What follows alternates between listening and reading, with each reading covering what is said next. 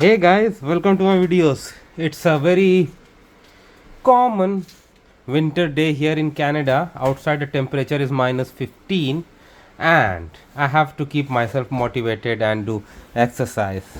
Of course, I cannot go outside and do exercise and I have not purchased any gym membership. So what I have done, I have established a treadmill right at my home in my garage just in front of my car so that I can keep myself motivated. It's a very compact machine and you have seen its review on my channel, and thing is that I can do it right away here.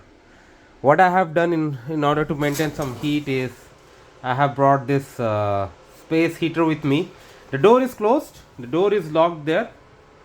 Okay, so but still, like, some air is cold air is coming, but because of this it's gonna give me some help because it is constantly passing heat. So that is helping me.